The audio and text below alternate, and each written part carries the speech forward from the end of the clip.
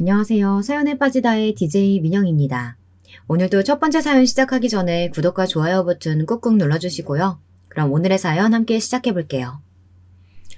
안녕하세요. 저는 조금 있으면 반백살 50을 앞두고 있는 여자입니다. 세상에 영원한 비밀은 없다는 이야기 들어보신 적 있으시죠?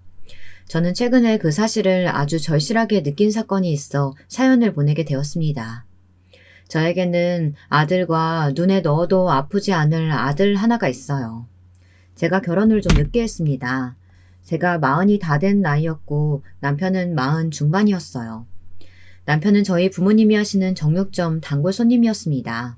사람이 서글서글하고 손이 큰 게 제 스타일이다 싶었는데 마침 노총각이라길래 제가 먼저 꼬셔서 결혼까지 꼬리냈어요.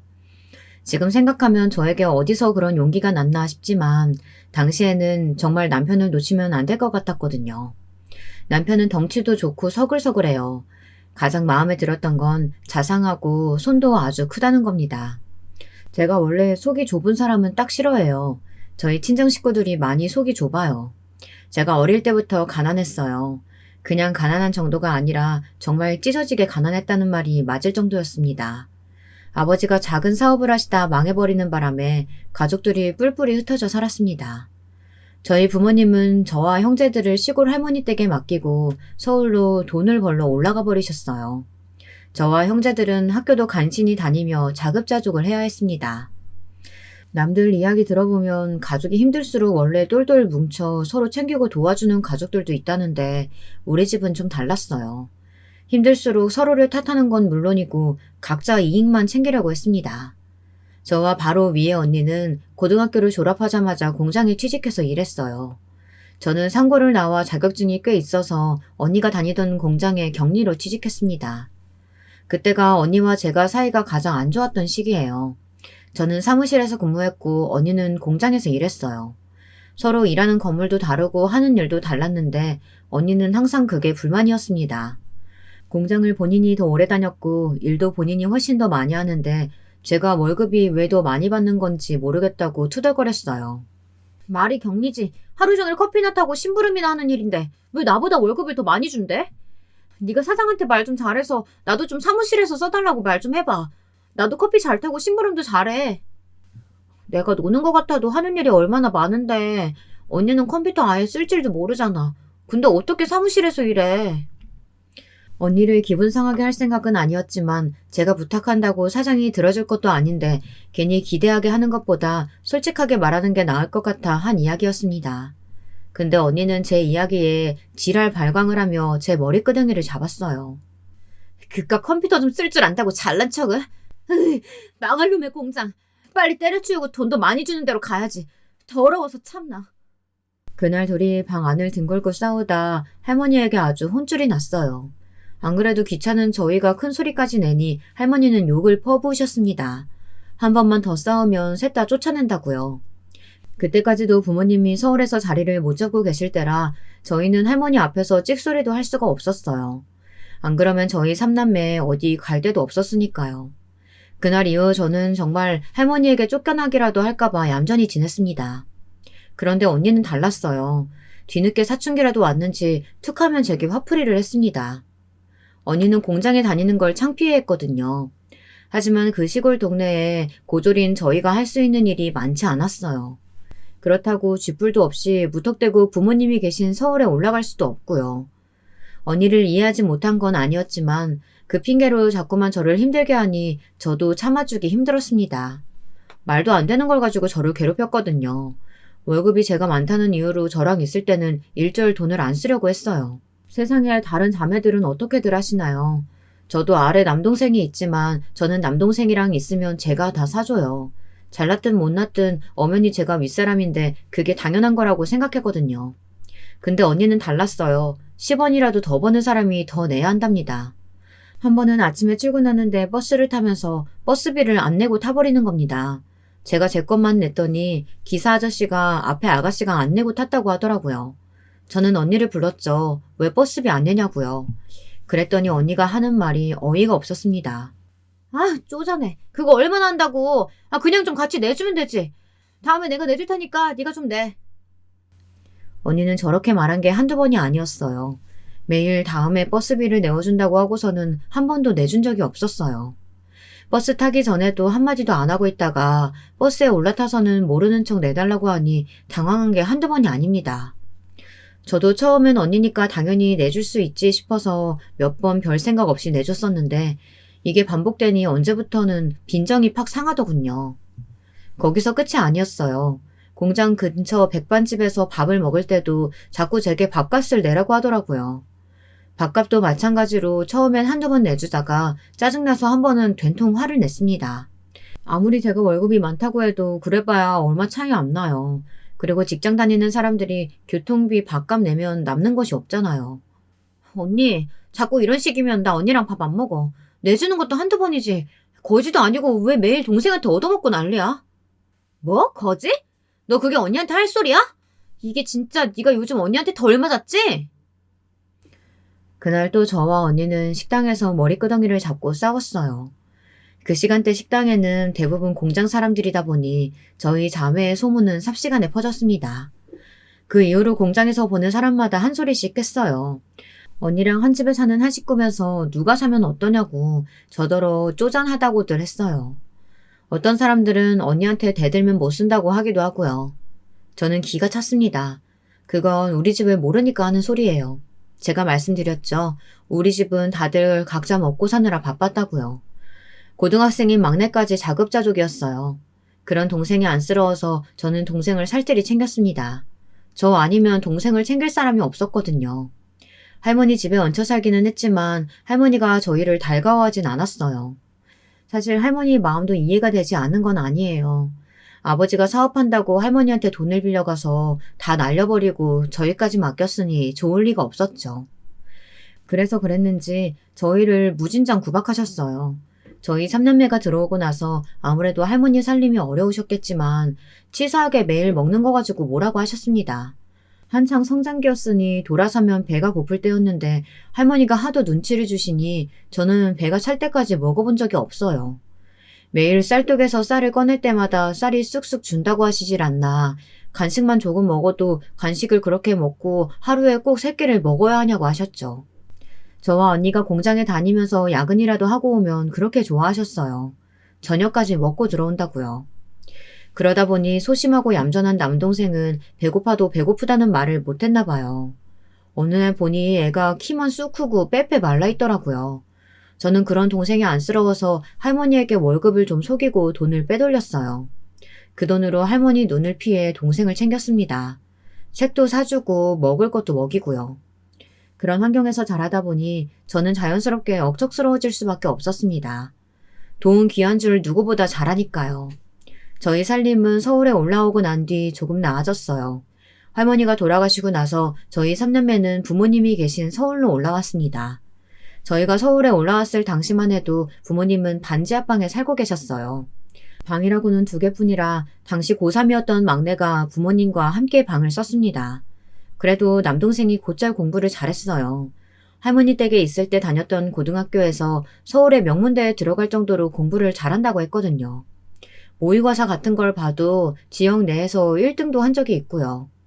저는 동생이 기특해서 동생이 하는 일이라면 뭐든지 밀어주고 싶었습니다. 저나 언니는 공부머리가 없어 대학은 꿈도 못 꿨지만 우리 막둥이만큼은 어떻게든 대학에 보내주고 싶었거든요. 목표가 생기고 나니 돈을 버는 게 좀 덜 힘들더군요. 부모님은 저희가 올라오기 전까지 식당에 식자재를 납품하는 일을 하셨어요. 저는 평일엔 부모님 일을 돕고 쉬는 날이면 아는 분 정육점에 가서 고기를 자르고 배달하는 일을 도왔습니다. 언니는 부모님 일을 돕기도 싫고 저와 함께 정육점 가기도 싫다면서 결국은 그렇게 싫다던 공장에 다시 들어갔어요. 반면 저는 하나도 힘들지 않았어요. 생각보다 몸을 움직여서 하는 일이 적성에 맞았거든요. 그러다 동생이 대박을 터뜨렸어요. 매일 컴퓨터 앞에 앉아 뭘 하나 했는데 보안 관련 프로그램을 개발해서 개발자로 큰 회사들 여기저기서 스카우트를 받았어요. 하지만 동생은 자기가 하고 싶은 일이 있다며 함께 공부한 친구들과 회사를 차렸습니다. 저야 동생이 뭘 하는지는 잘 모르지만 어쨌든 사업까지 할 정도로 성공했으니 됐다 싶었죠. 그런데 믿기지 않은 일이 일어났어요. 동생이 제게 선물을 줬습니다. 그것도 아주 큰 선물을요. 제 이름으로 된 정육점을 차려줬어요. 제가 몇 번 하고 싶다고 말한 적이 있기는 했는데 정말 이렇게 빨리 이루어질 줄은 몰랐습니다. 동생은 어릴 때부터 제게 빈 짓이 많다면서 제가 아니었으면 대학도 졸업하기 힘들었을 거라며 당연한 거라고 했어요. 저는 그때가 가장 행복했던 것 같아요. 저는 부모님과 함께 열심히 정육점을 운영했습니다. 주변에서는 아가씨가 험한 일 한다고는 했지만 저는 만족해요. 여기서 제 남편도 만났으니까요. 제가 이렇게나 좋아하는 남편에게 한 가지 단점이 있어요. 바로 가족이었습니다. 저의 시댁이요. 남편이 늦게까지 장가를 안 간 이유가 있더라고요. 부모님과 시동생이 하나 있는데 다들 남편 등에 빨대를 꽂고 있더라고요. 남편과 결혼하기 전 부모님께 인사를 하러 갔는데 남편이 저에게 한 이야기가 있어요. 내가 지금까지 결혼 못한 건 우리 부모님 때문이야. 잠깐 만나던 여자들도 대충 이 이야기 듣고는 도저히 안 되겠다고 하더라. 나는 괜찮으니까 당신도 지금이라도 안 되겠으면 떠나도 돼. 나야 내 부모니까 어쩔 수 없이 찾고 산다지만 당신처럼 귀한 사람까지 고생시키고 싶지 않아. 제가 생각한 것보다 남편은 더 힘든 상황이었어요. 알고 보니 지금까지 남편이 시부모님과 시동생 부부, 거기다가 조카까지 해서 6식구를 혼자 책임지다시피 했더라고요. 사실 연애할 때는 상상도 못했어요. 그렇게 생각할 수밖에 없었던 게 남편 직업이 회계사예요. 남편은 딱 개천에서 용난 케이스입니다. 지지리도 가난한 집에서 혼자 피나게 공부해서 성공한 거죠. 남편이 회계사가 되자마자 시부모님은 두 분 다 일을 그만두셨대요. 모아둔 돈도 없으신데 아들만 믿고 말이죠. 저는 아무리 그래도 남편이 회계사가 됐을 때면 두 분 다 나이가 많지 않으셨을 텐데 굳이 일까지 그만둘 필요가 있었느냐고 했지만 남편 말이 두 분 다 건강 핑계를 대셨대요. 시아버지는 허리 디스크가 있고 시어머니는 당뇨가 있으시거든요. 물론 각자 가정마다 사정은 있는 거지만 저도 이해가 되질 않았습니다. 가장 답답한 건 평생 희생만 하고 산 남편이었어요. 하지만 저는 남편과 헤어지고 싶지 않았어요. 제가 어떻게 찾은 제 남자인데 포기하겠어요. 저는 남편이 만났던 다른 여자들처럼 도망치고 싶지는 않았습니다. 정면으로 승부를 보기로 했어요. 문제가 있다면 해결해야지 도망가는 건 제 성격과 맞지 않거든요. 그런데 막상 결혼하고 보니 시댁은 생각보다 심각했습니다. 연세 드신 시부모님은 그렇다 치고 젊은 시동생과 동서까지 거의 집에서 놀다시피 하고 있더군요. 아이까지 있는데 말이죠. 그렇게 살고 있으니 시동생과 동서는 제가 결혼하겠다고 인사 왔을 때 별로 달가워하지 않았어요. 잘하면 평생 물고 늘어질 호구가 사라질 수도 있는 문제니까요. 시동생과 동서는 저를 보자마자 제 앞에서 얼마나 건방지게 구는지 그 속이 빤하게 보이더라고요. 저와 남편의 결혼을 막으려고요. 시동생과 동서는 무슨 면접관이라도 된 것처럼 제 호구 조사를 했어요. 어디서 태어났냐, 어디 학교를 나왔냐, 직장은 어디를 다니냐, 쉴 새 없이 질문을 해댔습니다. 저는 있는 그대로 다 대답했어요. 그러자 이때다 싶었는지 아주 저를 물어 뜯겠다고 달려들더군요. 대학을 안 나오고 공장에서 일했다고요? 와, 대박. 우리 형이 아무리 노총각이라도 명색이 서울대 나온 남잔데 수준이 떨어져도 너무 떨어지는 거 아니에요? 그러게. 요즘 시대에 대학 안 나왔다는 것도 신기한데 바로 공장에서 일했다는 건 더 쇼킹하네요. 우리 엄마 시대 때 얘기도 아니고. 저한테 모진 소리를 하면 제가 떨어져 나갈 줄 알았는지 아주 신이 나서 사람을 면전에 두고 싫은 소리를 하더군요. 남편은 화가 나서 시동생에게 그만하라고 호통을 쳤습니다. 하지만 저는 괜찮았습니다. 이쯤이야 제게 별일 아니거든요. 제가 장사만 10년을 넘게 했어요. 장사하다 보면 별의별 사람을 다 상대하는데 제가 이 정도로 나가 떨어져 줄 리 없었죠. 동서, 서울에서만 살아봤지? 거기다가 나보다 나이도 훨씬 어리고. 그럼 거의 동서 어머니랑 내가 살아온 세대가 별로 다르지 않을 수 있어. 그러니까 동서도 나를 그냥 형님이 아니고 엄마 같은 형님으로 잘 모셔야 돼. 괜히 나보다 시집 좀 일찍 왔다고 텃세 부리지 말고. 어머, 형님은 제가 무슨 텃세를 부렸다고 그래요. 누가 들으면 오해하겠네. 동서는 저보다 10살이나 어렸죠. 결혼을 일찍 해서 제가 결혼하던 당시 이미 아이가 어린이집에 다니고 있었어요. 알고 보니 동서와 시동생은 대학 때 만나 사고를 쳐서 결혼했다더라고요. 그랬으니 제대로 돈도 벌기 전 살림부터 차린 거죠. 덕분에 남편이 시동생네까지 책임지다시피 한 겁니다. 남편은 힘들게 번 돈으로 가족들이 모두 다 함께 살 수 있는 2층짜리 작은 주택을 샀어요. 동네가 좀 LG기는 하지만 그래도 온 식구가 같이 살 수 있으니 시부모님께서 좋아하신다고 남편은 출퇴근 왕복 3시간씩 걸려가며 그 집에서 살았더라고요. 남편은 거의 회사에서 살다시피 하다 보니 독립해 나와 살려고도 노력해봤지만 온 가족이 다 못 나가게 막는 바람에 독립을 못했다고 하더라고요. 안 봐도 비디오예요. 남편이 출근하느라 힘들어하는 걸 뻔히 알면서도 다 큰 아들 독립 못 시키는 데는 이유는 딱 하나죠. 집안의 유일한 호구를 멀리 보낼 수 없었을 테니까요. 저는 결혼 준비를 할 때 바로 알았어요. 저희 살 신혼집을 구하는데 무조건 시댁 가까이에 살아야 한다고 하더라고요. 저와 부모님이 운영하는 정육점도 시댁에서 멀지 않아요. 그래도 저는 친정 부모님이 사시는 같은 아파트 단지 신혼집으로 구할 생각이었어요. 꼭 친정 근처라서가 아니라 제가 살아보니 신축에 가격도 비싸지 않고 저희 부부 예산에 그런 집을 구하기 쉽지 않아 딱 좋았거든요. 그런데 시부모님은 노발대발이었습니다. 준석이 우리 집 장남이야. 누가 장남을 처가 근처로 보낸다니? 난 절대 허락 못하니까 무조건 우리 집으로 들어오든지 아니면 우리 집 근처에 구해. 어머니, 처가 근처라 꼭 그쪽으로 가는 건 아니에요. 그쪽이 위치도 좋고 예산에도 맞아서 여러 면에서 고려해보고 결정한 거예요. 남편은 얼마나 답답한지 한숨까지 쉬더라고요. 저는 속이 상해 잠자코 있었습니다. 그런데 그때였어요. 가만히 있으면 반은 갈 걸 시동생이 말도 안 되는 소리를 하더라고요. 형은 이왕 늦은 거 굳이 뭐하러 장가를 간다고 그래. 어차피 그 나이에 애도 안 생길 텐데 그냥 연애들이나 하지. 그 비싼 아파트 뭐하러 사? 돈 아깝게. 정말 골이 아프다는 게 뭔지 알겠더군요. 아무리 사회생활은 안 했어도 명색이 대학까지 나와 배웠다는 사람이 저런 멍청한 소리를 하는 건지 모르겠어요.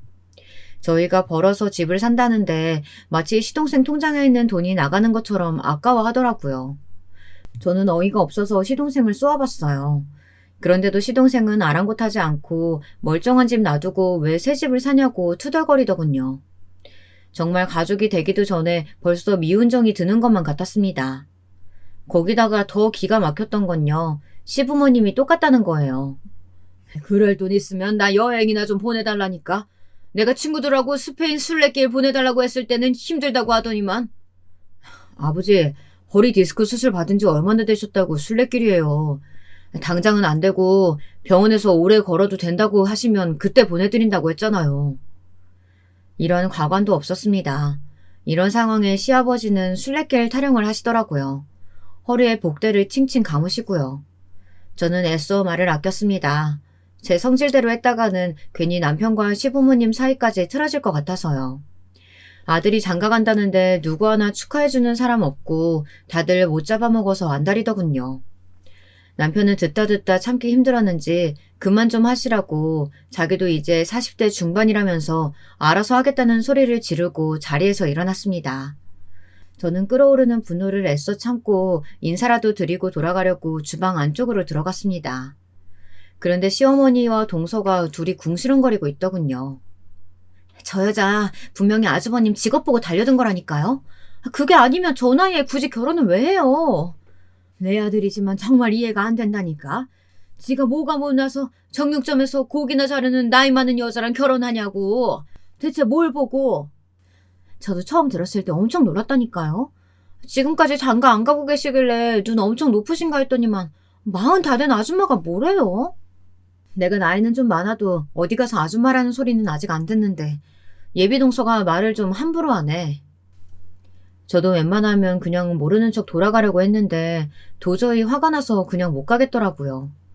제가 주방 안까지 들어가고 나서야 화들짝 놀란 동서는 애써 남편이 연애도 오래 안 했는데 너무 빠르게 결혼을 결정한 것 같아 걱정돼서 한 소리라고 둘러대더군요. 걱정 마요. 동서 말대로 우리가 나이가 있는데 어머님 아버님께 예쁜 손주 하루라도 더 빨리 낳아드리려면 서둘러야죠. 어머, 그 나이에 자식까지 보시려고요? 저희 아주버님 나이가 40 중반이에요. 너무 욕심 많으신 거 아니에요? 맞아요. 내가 원래 욕심이 좀 많아요.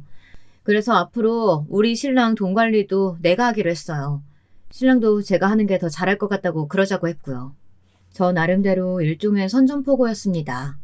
이제 더는 제 남편 등에 빨대 꽂지 말라는 경고를 포함해서요.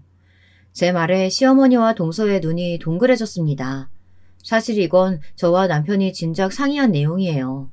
남편이 결혼까지 망설일 정도로 가족들을 버거워하고 힘들어한 데에는 경제적인 이유가 가장 크니까요. 남편은 회계사예요. 아무리 아내라도 남한테 경제권을 넘길 정도로 허술한 사람은 아니죠. 하지만 시댁 식구들과의 거리를 두려면 필요한 부분이었습니다. 말처럼 제가 다 관리하지는 않겠지만 적어도 지금처럼 시댁 식구들이 툭하면 은행처럼 돈을 요구하는 일을 최대한 방지하기 위해 결정한 부분이었습니다. 하지만 이게 노력한다고 되는 게 아니더군요. 평생 남편에게 의지만 하고 살던 사람이라 전혀 달라질 생각이 없었어요. 오히려 결혼하고 제가 있으니 뒤로 쉬쉬하면서 남편을 조종하려 들었습니다. 저도 남편에게 워낙 많이 들었기 때문에 일일이 상관하고 싶지는 않았어요. 시댁 식구들도 가족들 나름대로 지금까지 살아온 방식이 있는데 제가 왈가왈부하면 싫어하는 게 당연하죠. 다만 정도가 지나칠 때는 저도 가만히 있을 수는 없었습니다. 한 번은 그런 적이 있어요. 시동생과 동서는 둘 다 프리랜서예요. 말이 좋아 프리랜서지 사실 둘 다 노는 날이 더 많았습니다. 시동생과 동서는 음대를 나왔어요. 시동생은 작곡한다면서 매일 작업실이라고 만들어 놓은 방에 틀어박혀 있고 동서는 바이올린을 전공했다는데 가끔 레슨 있다고 나가는 거 말고는 특별히 하는 일이 없습니다. 많이 벌든 못 벌든 시동생과 동서 사정이지만 문제는 그런 상황이 저희에게도 피해라는 겁니다. 둘 다 결혼하고 지금까지 내내 시댁에 함께 사는데도 생활비 한 푼을 안 낸다네요. 저는 이해가 안 돼서 남편에게 몇 번이나 물었습니다. 아무리 그래도 아이까지 세 식구가 얹혀 살면서 어떻게 생활비도 안 내고 사냐고요. 시부모님 두 분 다 벌이가 없으신데 그럼 생활을 어떻게 하냐고 물었습니다. 그러자 남편 말이 기가 막혔어요. 남편은 부모님의 전반적인 생활비를 다 책임지고 있었어요. 달에 현금으로 생활비도 조금씩 드리는 것도 모자라 부모님 두 분은 아예 남편 카드를 쓰신답니다. 이제야 이해가 됐어요. 동서와 시동생이 돈 벌 생각을 왜 안 했는지 말이죠. 동서와 시동생은 철없던 시절에 결혼해 아이를 낳고 지금까지 시부모님 신세 지는 걸 당연하게 생각했어요. 먹는 거부터 입는 거 쓰는 거 몽땅 다 시부모님에게 얹혀서 생활한 겁니다. 결론은 남편 돈으로 5식구가 먹고 산 거죠. 더 화가 나는 건 가족들의 씀씀이었어요. 남편은 돈 아깝다고 10년이 넘은 차로 왕복 3시간씩 운전해가며 출퇴근을 해요. 그렇게 힘들게 번 돈으로 시아버지는 골프를 치시고 시어머니는 매년 해외여행을 가십니다. 그뿐만이 아니에요. 시동생과 동서는 시부모님을 졸라서 툭하면 백화점에 가서 쇼핑을 해댑니다. 명색이 음악하는 사람들이라 겉으로 보이는 게 매우 중요하다면서요. 이제야 남편이 버는 거에 비해 모아놓은 돈이 왜 그렇게 없었는지 이해가 됐어요. 결혼할 때 신혼집도 거의 다 제 돈으로 산 거나 다름없었거든요. 회계사가 아무리 잘 벌어도 지금까지 6식구를 책임졌으니 그럴만 했습니다. 저는 도저히 이해가 되질 않아 남편에게 억울하지 않느냐고 물었어요. 그러자 남편이 해탈한 사람처럼 웃더군요. 그래서 내가 당신한테 다시 한번 생각해보라고 한 거야. 나한테 많이 실망했지? 남편은 오히려 제게 미안해했습니다. 저는 남편이 시댁 생활비 대주고 있다는 게 아깝다기보다는 남편이 안쓰러웠습니다. 평생 가장으로 살다시피 하면서 가족들을 부양한 남편이 불쌍했어요. 사실 제가 남편에게 반한 이유가 한 가지 더 있어요. 남편의 낡은 구두였습니다. 정육점에 와서 항상 좋은 고기를 잔뜩 사서 가는데 구두는 항상 같은 구두였거든요. 오래돼서 색도 바라고 뒤꿈치가 다 낡아 있었어요. 그 모습에 저는 가족을 위해 엄청 열심히 일하는 가장이구나 싶었습니다. 그 모습이 멋있어 보였고요. 그래서 남편이 결혼 안 한 노총각이라고 했을 때 더 놀란 겁니다. 남편은 제가 뭘 사줄 때마다 그렇게 좋아해요. 누가 물건을 골라서 사준 적이 별로 없대요. 자기도 일만 하느라 뭘 사러 다닐 시간도 없었고요. 저는 그런 남편이 안쓰러워 어딜 가나 남편 물건을 꼭 사다 줍니다. 아주 작은 거라도요. 사소한 걸 사다 줘도 어린아이처럼 좋아해요. 남편의 주변 사람들은 말해도 믿지 못할 거예요. 남편처럼 돈도 잘 벌고 잘 나가는 사람이 자기가 번 돈을 쓸 줄도 모르는 모습을 보면 말이죠. 그러다 결국은 제가 나서야 할 일이 생기고 말았습니다. 어느 날이었어요. 시어머니께서 집에 와서 저녁을 먹으라고 해서 남편과 함께 갔습니다. 그런데 상다리가 휘어지게 차려놨더군요. 저는 힘들게 뭘 이렇게 많이 차리셨냐고 했습니다. 그러자 시어머니께서 하신다는 말씀이 그 많은 걸 동서가 다 차렸다고 하더라고요. 우리 둘째가 화려하게 생기고 평생 바이올린만 쳐서 살림은 아예 못할 줄 알았는데 솜씨가 얼마나 좋은지 몰라. 우리 장남이 옛날부터 둘째가 만든 음식이라면 자다가도 벌떡 일어나서 먹는다니까. 맞아요. 아주버님이 제가 만든 갈비찜 좋아하셔서 잔뜩 했어요. 따로 반찬통에 담아놨으니까 가실 때 꼭 챙겨가세요. 시어머니와 동서의 알랑방기에 남편은 아주 좋아 죽더군요. 하지만 저는 어쩐지 불안했어요. 시부모님이야 항상 남편이라면 떠받드셨지만 동서가 저 정도로 적극적인 건 처음 보았거든요. 그런데 역시나 제 눈은 못 속입니다. 동서는 역시나 꿍꿍이가 있었어요. 남편에게 바라는 게 있었습니다. 상의도 없이 혼자 바이올린 레슨을 전문적으로 할 수 있는 연습실을 알아보고 다녔더라고요. 마침 좋은 자리가 있다면서 계약하고 싶다는 겁니다. 저는 애써 모르는 척 동서에게 알아서 계약하면 되지 왜 우리한테 말하느냐고 말을 잘라버렸습니다. 양심이 있으면 뒷이야기 하지 않겠지 싶어서요. 하지만 그냥 넘어갈 동서가 아니었어요. 우리 수호 유치원 들어간 거 아시죠? 이제 배울 것도 많고 돈 들어갈 때도 많은데 저희 수입으로는 턱도 없어요. 제가 뭐라도 해서 우리 세 식구 살아야죠. 동서는 하소연을 늘어놨습니다. 언제까지 시댁에 얹혀 살 수는 없으니 본인들도 경제적으로 독립하려면 이 방법밖에 없답니다. 그러면서 한다는 말이 너무 당당하게 남편에게 연습실을 계약해달라네요. 보증금이랑 인테리어 비용만 내주면 그 후로는 자기가 어떻게든 해보겠다고요. 동서 말이 너무 당당해서 누가 보면 남편에게 돈이라도 맡겨놓은 줄 알겠더군요. 저는 그게 말이 되는 소리냐고 따졌습니다. 동서 학원 보증금을 왜 우리 남편이 내주냐고요. 제 말 한마디에 시댁 식구들이 아주 똘똘 뭉쳐 저를 몰아붙이더군요. 준석이는 새아가 네 남편이기 전에 내 아들이야. 제가 대학 다니고 시험 공부하는 동안 나랑 너희 아버지가 그 뒷바라지 다 했는데 이제 와서 이러면 안 되지. 이제 막 시집온 새아기 네가 뭘 한다고 끼어들어. 네가 들어오기 전부터 우리 집안에는 엄연한 질서가 있었어. 며느리라는 게 괜히 분란 일으키지 말고 얌전히 있어라. 시부모님의 호통에 저는 기가 차서 말문이 막혔어요. 이럴 때는 저를 이방인 취급하더군요. 억울해서 한마디 하려는데 남편이 제 손을 지그시 잡았습니다. 그러고는 단호하게 말했어요.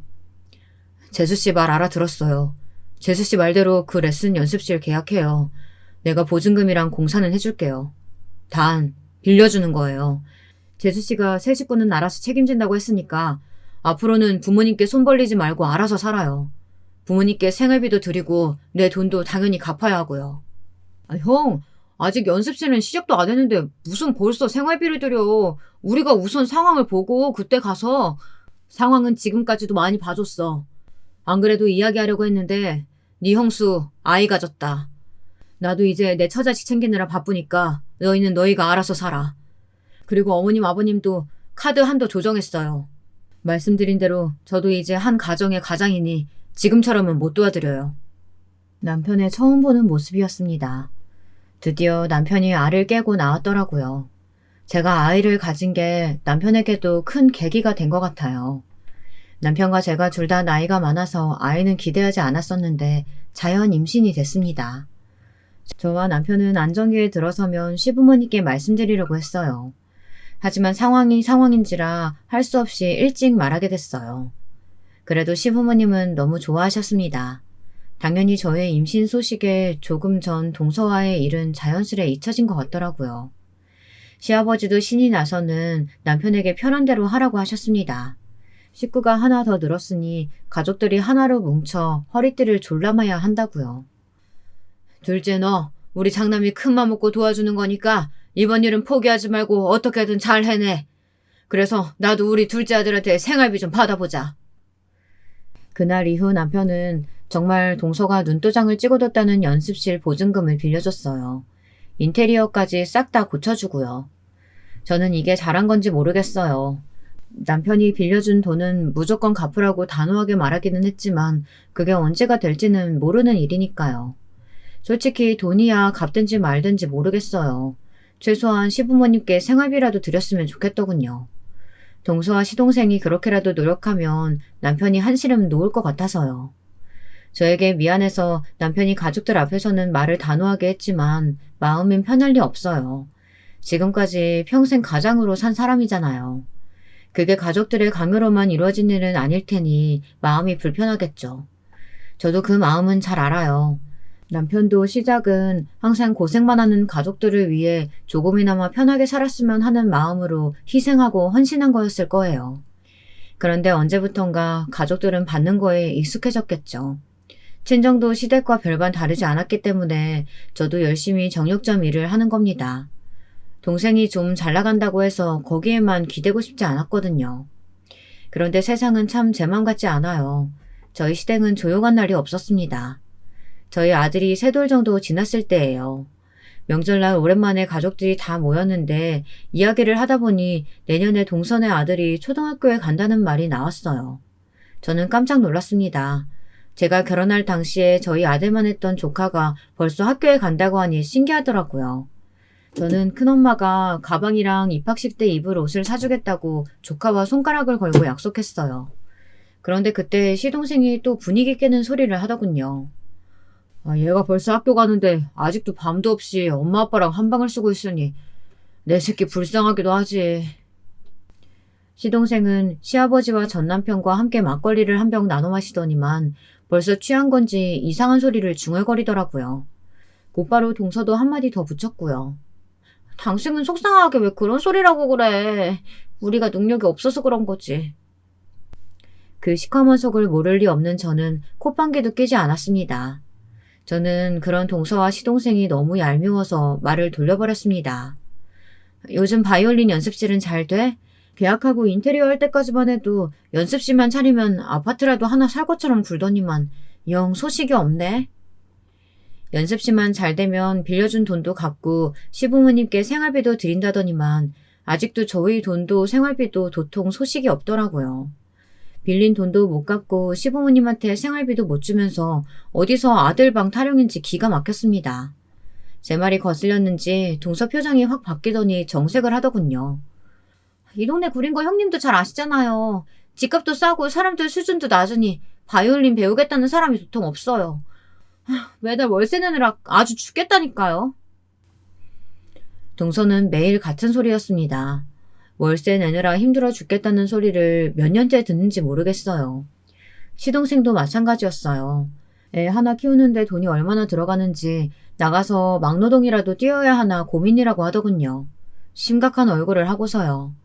제가 보기엔 다 연기인 것 같았는데 역시나 착한 남편 눈에는 다르게 보였나 봐요. 동서와 시동생의 하소연을 잠자코 듣고 있던 남편은 시동생이 안쓰러운지 나름 고민을 해서 해결책을 찾아주려 노력하더군요. 시댁에 원래 남편이 쓰던 방이 있어요. 큰 방은 아니지만 침대와 책상, 옷장이 들어갈 정도의 크기예요. 가끔 저희 부부가 시댁에 가면 쓰는 방인데요. 남편은 그 방을 조카방으로 쓰라고 하더군요. 침대랑 책상도 입학 선물로 새로 사주겠다고요. 저는 답답한 남편의 행동에 절로 한숨이 나왔지만 그러려니 했습니다. 사실 결혼해 나온 지도 오래됐는데 빈 방을 그렇게 둔 게 저도 생각이 짧았다는 생각이 들기도 했고요. 그런데 동서와 시동생의 생각은 그게 아니었어요. 저희가 방을 내어주겠다는데도 시큰둥하더니만 갑자기 방에서 웬 봉투를 들고 나오더라고요. 얘기가 나온 김에 좀 들어보랍니다. 저는 또 무슨 소리를 하려고 저러나 싶어 의심의 눈초리로 시동생을 바라봤어요. 그런데 시동생이 꺼낸 봉투 안에는 웬 아파트 입주 홍보 전단지가 들어있었습니다. 형, 우리 이 집에서 벌써 10년 가까이 산 거 알지? 이사 올 때도 20년이 넘은 집이라고 했는데 낡아도 너무 낡았잖아. 내가 이 집 시세 물어봤더니 요즘 오래된 주택 개조해서 살려는 사람들 많아서 우리 살 때보다 조금 올랐더라고. 이 김에 이 집 팔고 여기 새로 짓는 아파트로 들어가는 거 어때? 아주버님, 저희가 먼저 가서 싹 둘러보고 왔는데요. 집이 진짜 잘 빠졌더라고요. 40평대에 방이 5개나 있어서 우리한테 딱이에요. 그리고 근처에 병원도 있고 공원도 있어서 어머님, 아버님한테도 너무 좋을 것 같아요. 그럼 그렇지. 왜 갑자기 조카 방 이야기를 꺼내나 했습니다.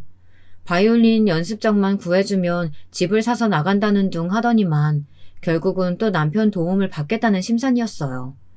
저는 듣다가 아무래도 가만히 있으면 안 될 것 같아 나서서 한 소리 했습니다. 여기 나도 아는 동네인데 공사한 업체가 부실공사로 기사 터져서 급하게 싸게 내놓는 거야. 여기도 기사 터진 집이랑 같은 시기에 지어진 거라 안심할 수가 없어. 그런데 지금 사는 건 좀 아니지. 대학도 안 나온 형수님이 뭘 안다고 나서요. 이 집은 달라요. 설마 제가 그런 것도 안 알아보고 형한테 이야기하는 거겠어요? 시동생은 눈을 부라리며 제게 나서지 말라고 했습니다. 저는 기가 막혀서 말문이 턱 막히더군요. 아무리 개념이 없어도 그렇지 식구들 다 있는 앞에서 저를 무시하다니요. 그런데 그때였어요. 남편이 무섭게 눈을 뜨며 시동생에게 소리를 버럭 질렀습니다. 윤석이 너 감히 형수한테 무슨 말버릇이야? 네가 이제 보니까 내가 만만하구나. 그래서 내 앞에서 그딴 소리 함부로 짓거리지? 형, 그게 아니고 나는 이제 부모님 연세도 있으시니까 걱정돼서 알아본 거지. 이왕 같은 돈이면 우리 다 같이 좋은 집에 가서 사는 게 낫잖아. 웃기고 있네. 이 집이 왜 우리 집이야? 내 집이지. 낡고 오래돼서 위험하다고? 누가 너더러 이 집에서 10년이나 살래? 지금이라도 이 집 싫으면 너랑 재수씨가 집 구해서 나가면 될 일이지. 어디서 멋대로 집을 팔기는 뭘 팔아? 내가 지금까지 너한테 이런 취급이나 받으려고 네 뒤치다거리 실컷 한 줄 알아? 너 당장 형수한테 사과 안 해? 언제나 허허실실 사람 좋게 웃기만 하던 남편이 소리를 지르며 화를 내니 집안은 삽시간에 조용해졌습니다. 어이구 둘째, 너 형한테 한 소리 들을 줄 알았다. 어디 형수한테 버럭버럭 소리를 질러? 아버지, 갑자기 왜 그래? 얼마 전까지만 해도 아버지도 이 집 오래돼서 싫다고 이사가고 싶다면서. 시동생의 울부짖음에도 시부모님은 더는 할 말이 없다는 듯 혀를 차며 방에 들어가 버리셨어요. 남편은 시동생에게 저더러 사과하라고 한 번 더 시켰습니다. 시동생은 결국 저에게 자기가 실수했다고 인정하더라고요. 현재 시부모님과 시동생 부부가 살고 있기는 하지만 이 오래된 주택은 엄연히 남편 명의 집이에요. 부모님이 전세만 전전하시는 게 안타까워서 남편이 돈 벌자마자 힘들게 산 집입니다. 그런 집을 자기들 이익에 이용하려는 동서와 시동생이 얄미운 정도가 아니라 이제는 소름이 끼쳤어요. 그날은 다행히 시부모님이 말려주셔서 그 정도로 일단락 되었습니다. 어쨌든 지금은 집주인인 남편이 팔 생각이 없으니 동서나 시동생도 다시는 말을 꺼내지 않겠지 싶었습니다. 얼마 뒤 조카와 한 약속이니 책가방이라도 하나 사주려고 데리고 백화점에 갔어요. 그런데 아직도 시동생이랑 동서 얼굴이 뾰루퉁하더군요. 저는 기껏 자기 새끼 선물 사주겠다고 멀리까지 데리고 나왔는데 또 왜 저러나 싶었죠. 저는 애써 모르는 척하고 조카에게 마음에 드는 것을 고르라고 했습니다.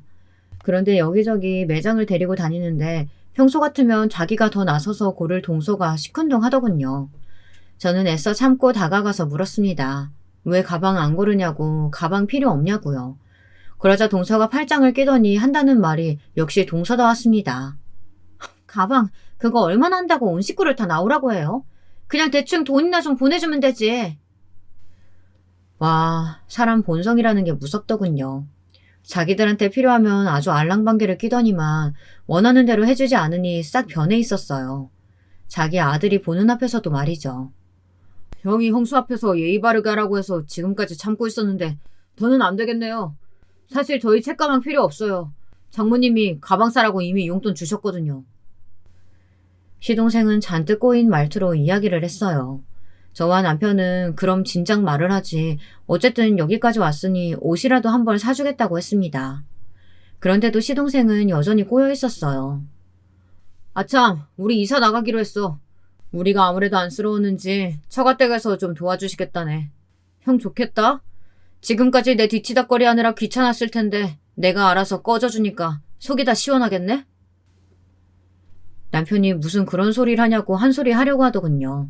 제가 옆에서 말렸습니다. 안 그래도 저번 일로 형제끼리 서로 감정이 상해 있는데 시동생과 동서가 시댁을 나가는 마당에 서로 얼굴 붉혀봐야 좋을 거 없을 것 같아서요. 저는 애써 웃는 얼굴로 잘 됐다고 축하를 해줬습니다. 나중에 이사할 때 필요한 거 있으면 이야기하라고도 했어요. 그렇게 시간이 흘렀습니다. 동서와 시동생이 시댁을 나가고 나니 나름대로 평화로운 나날이었어요.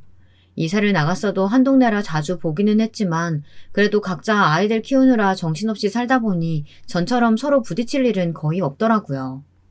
그러던 어느 날이었습니다. 저는 언제나처럼 부모님 정육점 앞을 청소하고 있었습니다. 부모님은 힘들게 뭘 그런 걸 직접 하느냐고 하셨지만 저는 전혀 힘들지 않았어요. 손님들 보기에도 가게 앞이 깨끗해야 또 오고 싶을 테니까요. 마침 화장실 청소도 하려고 고무장갑을 끼고 걸레를 들고 나섰는데 익숙한 얼굴이 걸어오더군요. 동서와 조카였습니다. 조카가 정육점에 있는 건물에 수학학원을 다니는 줄은 알고 있었는데 만난 건 처음이었어요. 조카는 학원에 가기 싫다고 짜증을 내고 있었고 동서는 조카한테 큰 소리치며 오고 있더라고요. 오랜만에 본 거기야 하지만 동서는 여전히 반갑지 않았어요.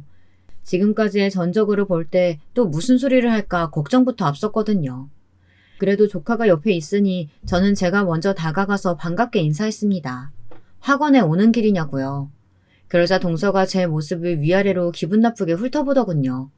그러더니 한다는 소리가 말 같지도 않았어요. 너 자꾸 그렇게 학원 안 간다고 버틸 거야? 너 내가 말했지? 공부도 다 한때라고.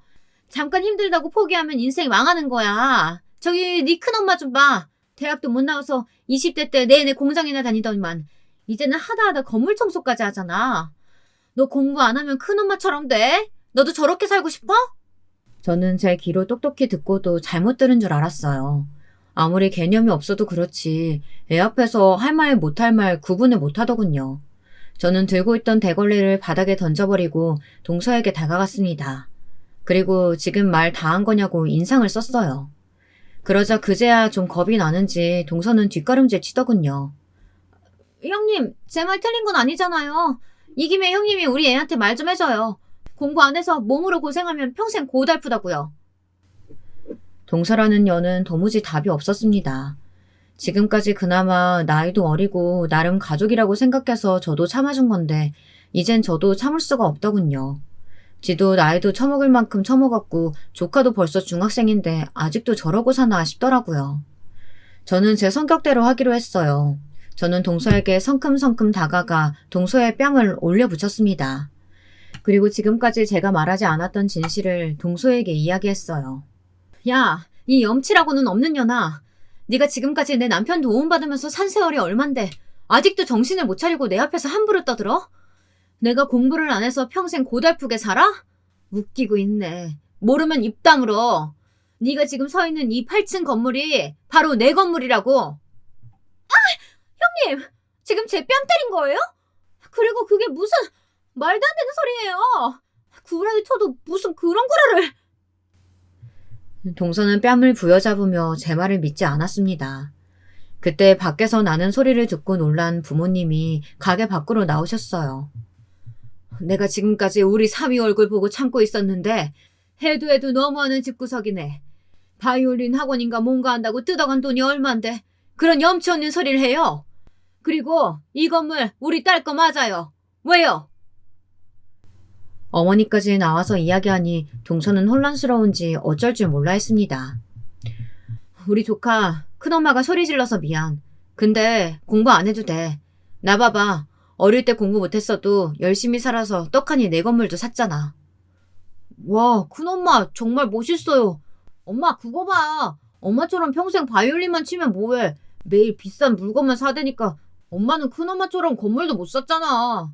에이, 나 이제 엄마 말 안 들을래. 나는 나대로 내가 하고 싶은 거 하면서 살 거야. 그러니까 나 오늘 학원 짠다. 저는 조카에게 5만 원을 주면서 나가서 친구들하고 맛있는 거 사 먹으라고 했어요. 그때까지만 해도 동서는 뭔가 잘못됐다는 생각이 드는지 연신 손톱을 뜯고 있더군요. 궁금한 게 아주 많은 얼굴이네. 내가 말 안 했나? 내 동생이 엄청 유명한 보안 프로그램 회사 대표야. 내가 그 회사 창립 때부터 투자를 좀 해서 거기 지분자고. 거기서 나오는 돈으로 이 건물도 산 거야. 네, 맞습니다. 저도 동생 덕을 봤다면 보고 산 사람이에요. 동생한테 투자한 덕분에 노후 준비가 완벽하게 된 상태였죠. 제 말에 동서는 입을 다물지 못하더니 금세 태도를 바꾸더라고요. 정말 형님 속은 모르겠다니까요. 이렇게 좋은 건물 가지고 계셨으면서 왜 지금까지 말 한마디 안 하셨어요? 우리가 빈대라도 붙을까봐 말씀 안 하신 거예요? 이 사실 속인 거 시부모님이 아시면 얼마나 형님한테 실망하시겠어요. 안 되겠다. 지금 바로 말씀드려야지. 동서는 무슨 대단한 약점이라도 잡은 것처럼 시어머니에게 전화를 걸려고 하더군요. 저는 기가 차서 배를 잡고 웃었습니다. 이제 보니 동서는 바이올린 치는 거 말고는 세상 돌아가는 걸 전혀 모르는 것 같아요. 동서, 대학도 나왔다는 사람이 무슨 그렇게 머리가 나빠? 어머님, 아버님은 이 건물 내 건 거 이미 진작부터 알고 계셔. 우리 신랑 회사 그만두고 곧 이 건물로 들어와서 개업할 거라고 바로 얼마 전에 말씀드렸어. 그랬더니 너무 좋아하시더라. 동서도 온 김에 구경하고 가. 지금 2층에 공사 중이거든. 이게 뭐야? 형님이랑 아주버님이 우리한테 어떻게 이럴 수가 있어요? 형님, 그럼 나도 여기 건물에 자리 하나만 줘요. 내가 레슨 열심히 해서 자리 잡으면 그때는 월세 낼게요. 이렇게 좋은 형님 건물이 있는데 제가 왜 남의 건물에 세를 내요? 너무 아깝잖아요. 그렇죠? 웃기고 있네. 내가 동서 이럴 줄 알고 말 안 한 거야. 나는 내 남편이랑 달라. 계산은 확실히 하는 사람이라고. 내 건물 들어오고 싶으면 정당하게 보증금 내고 들어와. 거지같이 빌붙으려고 하지 말고. 근데 그게 가능하겠어? 듣자 하니 동서 지금 있는 연습실 월세도 못 내가지고 보증금 다 까였다며? 그래서 우리 돈이나 갚겠어? 저는 제 할 말만 하고 가게로 들어가려고 몸을 돌렸습니다. 그런데 그때 동서는 제 바지가랑이를 잡고 늘어졌습니다. 이래저래 다급하겠죠. 지금까지 제 남편을 은행처럼 드나들며 돈만 빼갔지 갚은 적은 한 번도 없었거든요. 저는 이제는 상황이 달라졌으니 무조건 다 갚으라고 했습니다. 이제는 시부모님도 더는 동서 편이 아니니까요. 동서는 울고불고 난리를 쳤지만 저는 매몰차게 돌아섰습니다. 장사해야 하니까요. 그날 이후 어떻게 됐냐고요? 여우 같은 동서는 제 건물의 존재를 알자마자 망한 레슨 학원을 정리했어요. 그 이후에 제 건물에서 다시 시작해보겠다고 몇 번을 말했지만 저는 싹 무시해버렸습니다. 보증금 안 가져오면 절대 안 받아준다고 했어요. 동서는 더는 제 앞에서 찍소리도 못해요. 제가 눈만 마주치면 돈 언제 갚을 거냐고 물어보거든요. 저도 이렇게까지 하고 싶지는 않지만 동서와 시동생을 위해서 남편처럼 무르게 구는 건 좋은 방법이 아닌 것 같아요. 군말 없이 챙겨주고 도와주면 뭐래요. 고마운 줄 모르고 사람을 무시하기까지 하는데요. 저는 이번 기회에 아주 동서를 참교육해서 사람 좀 만들어 볼랍니다. 현명한 유부 선배님들 동서를 참교육할 만한 방법 있으시면 댓글로 남겨주세요. 참고하도록 하겠습니다. 저의 긴 이야기 들어주셔서 감사합니다. 여러분, 두 번째 사연 시작하기 전에 좋아요와 구독 꼭 눌러주실 거죠? 그럼 두 번째 사연 지금 시작합니다. 안녕하세요. 저는 흔히 사람들이 말하는 이 나이껏 아직 결혼도 안 한 40대 여자예요. 오래전 겪은 가슴이 먹먹한 일들로 여전히 마음이 편치 않지만 겨우 기운을 내서 제 얘기를 털어내 봅니다. 저보다 더 가련하고 힘들었던 제 엄마를 생각하면 이렇게라도 해야 될 것 같거든요. 일단 엄마의 얘기를 꺼내려고 하니까 눈물부터 먼저 앞서는 것 같아요. 엄마 정말이지 너무 고생 많이 하시고 사셨거든요.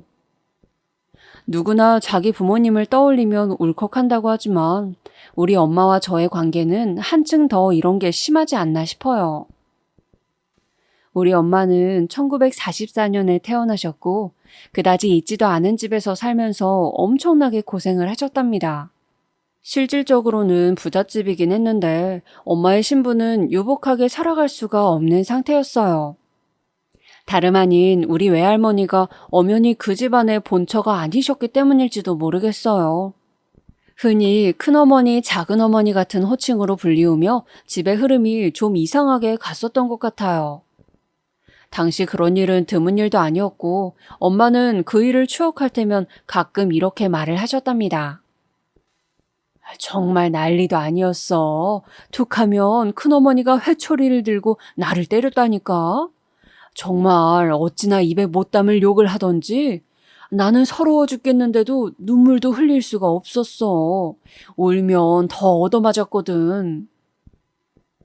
이 일을 들을 때마다 그 이름도 모르는 엄마의 큰어머니가 어릴 적 얼마나 미웠는지 몰라요. 태어난 게 우리 엄마 잘못은 아닌데 말이에요. 하지만 저도 나중에 철이 들어서 생각을 해보니 아무리 천문화가 만연했다고 하지만 결코 자기 배우자의 외도가 좋게 보일 리 만무하잖아요. 외할머니는 저를 태어나서 본 적이 한 번도 없지만 아무튼 나에게 애틋한 핏줄이 남에게 폐를 끼친 것은 분명하다는 생각이 들더군요. 우리 엄마는 그 집에 사는 동안 그렇게 차별을 당하고 얻어맞고 그나마 할아버지가 가끔씩 엄마를 몰래 불러내어 달래주시곤 했대요. 영순아, 이리 와라. 여기 깨언 몰래 가지고 왔다. 떡이랑 실컷 먹어봐라. 이렇게 몰래 갖다 주시면 정말 시간 가는 줄 모르고 몰래 뒷방에 숨어서 그렇게 늘어지게 먹었다는 거예요. 아이고, 말도 마라. 어린 나이에 배는 고프지. 눈칫밥만 먹어가지고 눈은 빼꼼하지. 그 당시에는 서럽다는 생각도 못했어. 큰어머니네 자식들도 만만치 않게 나를 괴롭혔어. 우리 엄마가 낳은 자식이 나 하나밖에 없으니 누구 하나 내 편 들어주지도 않고 툭 하면 그렇게 찔러대는 거야. 우리 엄마 손등에 난 상처가 있는데 이때 그 큰어머니의 자식들이 그렇게 툭 하면 붙잡아두고 괴롭히고 힘들게 했다는 거예요. 나이도 너댓 살씩이나 많으면서 어지간히 우리 엄마가 미웠나 봐요. 어떤 날은 산에 몰래 버려두고 도망가기도 하고 그때는 엄마가 정말 죽을 힘을 다해 울었다고 하시더군요. 안 그러면 정말 너무 무서운 거야. 어린 나이에도 툭하면 저기 어디서 군인들이 쳐들어와서 잡아간다는 말을 들었으니까 말이야. 근데 언니 오빠들이 그 사실을 알고 나를 뒷산에 버려두고 간 거 있지? 아무리 울고불고 사정을 해도 돌아오질 않는 거야. 그때 뒷산에 올라온 할머니들 아니었으면 나는 집에 못 갔지. 정말 이렇게 밉살스러울 정도로 우리 엄마를 힘들게 했던 그 남매들은 이후 6.25 전쟁이 터지고 난 뒤에 겨우겨우 소식을 듣게 되었다고 해요. 희한한 거야. 나중에 다들 동네로 어찌어찌들 돌아왔거든. 옆집에 살던 할머니네부터 해서 몇몇 얼굴을 알아보겠더라고. 근데 우리 엄마랑 힘들게 와보니 큰어머니네 자식 중 한 명은 피난 중에 길에서 죽었다고 하더라. 나를 제일 진득하게 괴롭혔던 언니가 하나 있어. 이 손등에 상처가 나는데도 아랑곳하지 않고 밉살맞게 괴롭혔던 언니 말이야. 그 언니분은 당시 우리 엄마보다 나이가 더 많았으니까 아마 지금으로 치면 초등학교 3, 4학년쯤은 되었을 텐데요. 피난길에 무슨 연유인진 모르지만 그렇게 하늘나라로 갔다고 하더군요. 남아있는 자식은 아들 하나뿐이라 큰어머니는 필사적으로 아들을 지키겠다고 아주 혈안이 되었다고 해요. 그런데 우리 외할머니는 우리 엄마 아래로 동생을 또 낳았던 거예요. 6.25가 터지기 몇 달 전쯤 낳았고 한창 신생아를 데리고 힘든 몸으로 딸과 같이 피난을 다니셨다더군요. 네 외삼촌 태어나고 얼마나 힘들었는지 몰라. 외할머니는 몇 번이나 길에서 기절을 했었단다. 할아버지는 어디로 가버렸는지 보이지도 않았어. 끝끝내 전쟁이 끝난 뒤에도 얼굴을 볼 수가 없었어. 누구 말로는 북으로 넘어갔다고도 하고 누구 말론 또 포로로 끌려갔다고 하고 어디서 새 살림을 차렸다고도 하고 말이야. 하지만 외할머니랑 큰어머니가 생각한 종합적인 결론은 아마도 전쟁 중에 돌아가신 것으로 얘기가 마무리되었더라고요. 왜냐면 그렇게 생각할 수밖에 없어. 그래봬도 할아버지가 나름 꽤 집에 있으려고 하고 가족들을 좋아했거든. 전쟁이 끝나고 목숨이 붙어 있으면 자기 어머니인 안방 증조할머니부터 해서 고모 할머니들도 같이 있는데 집에 안 들어올 리가 있어? 요색을 좋아한다고 한들 그것도 전쟁 중에 뭐 그리 대수였겠냐고. 그렇게 해서 할아버지는 전사한 것으로 결론이 났고 이 집에서는 이제 아들의 죽음을 두고 난리가 난 거예요. 아들 하나에 딸려있는 며느리가 둘이었고 참 송구스럽게도 첩이라는 신분 아래에 있던 우리 외할머니는 이 분위기에 맥도 추릴 수 없게 되었더군요. 전쟁보다 더 쓰라린 게 그 포탄 속에서 겨우 몸 지탱하고 살아 돌아왔더니 남편이 죽고 없는 거야. 네 외할머니는 그 이상 버티기가 힘들었어. 왜냐면 큰어머니가 가만두질 않았거든. 자기 큰딸은 죽고 아들 하나 남았는데 첩이라고 들어와서는 딸도 낳고 아들까지 줄줄 낳아버렸잖아. 그 얼마 안 되는 재산 우리한테 뺏길까봐 불안했던 거야. 이때 사람이 참 얼마나 교활할 수 있는 건지 큰어머니는 자기 시어머니인 우리 증조할머니에게 어마어마한 이간질을 한 거예요. 어머니, 글쎄 저것 말이에요. 제가 똑똑히 봤어요. 저기 뒷집 남자랑 놀아나는 것 같더라고요. 몇 번이나 영순이 저것 재우고 혼자 문 열고 건너다니는 걸 내가 봤어요. 우리 순자 아빠 불쌍해서 내가 말을 안 했다고요. 그래놓고 저게 앙큼하게 지혜비 죽고 없으니까 어디서 외갓놈 아들을 낳아가지고 와서 이 집안 돈을 다 채가려고 해요. 어머니 정신 차리셔요. 무슨 이렇게 확인할 길도 없는 얘기를 퍼뜨리는 바람에 외할머니는 그날 엄마와 어린 외삼촌을 끌어안은 채 고모할머니며 증조할머니에게 어찌나 부직갱이로 얻어맞았다는지 몰라요. 외할머니도 너무너무 처연한 입장이었던 것이 전쟁이 터지기 몇 달 전에 아기를 낳고 몸이 성치도 않았을 거예요. 그러고 얼마 안 되어 피난을 가서 몇 번이나 산모가 몸을 가누지 못해 기절도 하고 어린 우리 엄마가 울며 불며 주변에 도움을 청해서 이고 지고 뺨을 때리고 물을 먹여가며 정신을 차리도록 했던 거예요. 그러면서 등에 우리 외삼촌까지 업고 외할머니는 정말 죽기 살기로 행군을 했어요. 그때 니네 외할머니 행색을 보면 당장 내일 죽을 사람 같았어. 다니면서 만나는 사람마다 애기 엄마 몰골이 어쩜 그러냐고 갖고 있던 것들을 나눠주면서 먹이기도 했어. 그러다가 같이 쫄쫄 굶기도 하고 이제 몸에서 애를 내보낸 지 얼마 안 된 여자가 얼마나 생기가 없었겠냐고.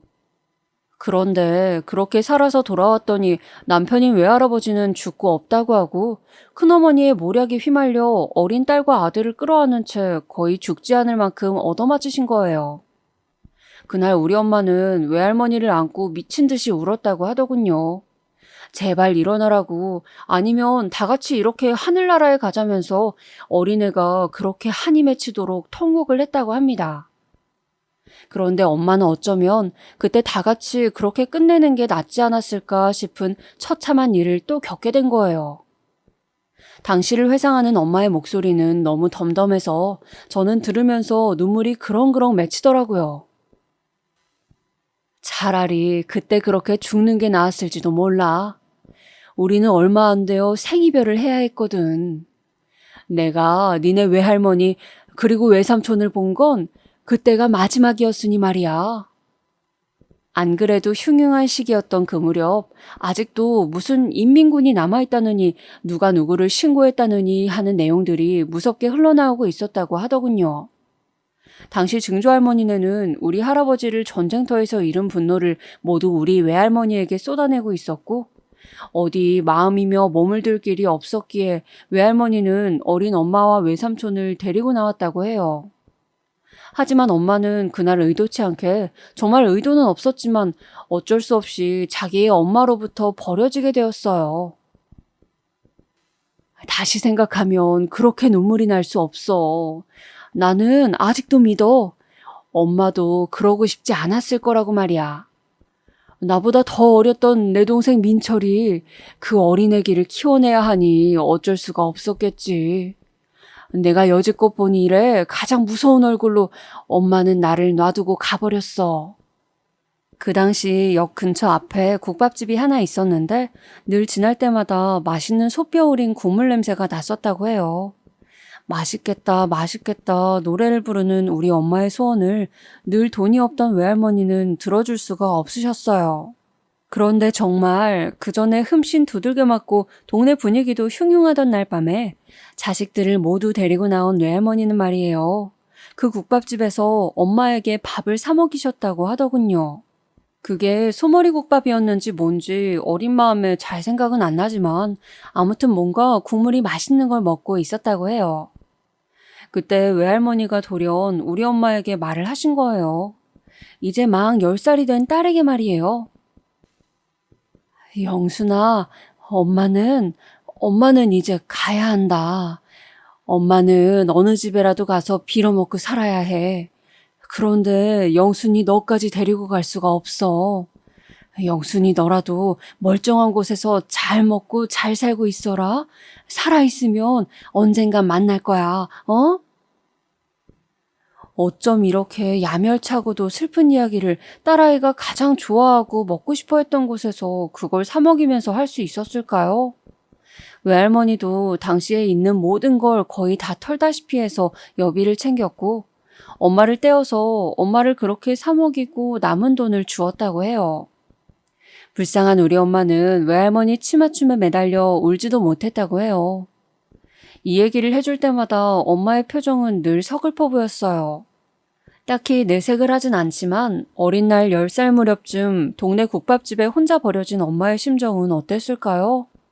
내 엄마라지만 그 나이 때 소녀의 나이로 들어가서 감정이입을 해보면 도통 상상을 할 수가 없을 정도로 괴로운 이야기예요. 그러니 저도 더 물어볼 수밖에 없었어요. 그런데 외할머니는 엄마를 그 국밥집에 그냥 덜렁 두고 가버린 거야? 그러면 어떡하라고? 어린애 그냥 거기서 죽던지 말던지 놔두고 간 거야? 진짜 너무하다. 외삼촌만 자식이냐고. 차라리 증조할머니네 집이라도 가지 그랬어. 얘는 그 집에 갔다가 맞아 죽는다니까. 그리고 국밥집에 그냥 두고 간 건 아니야.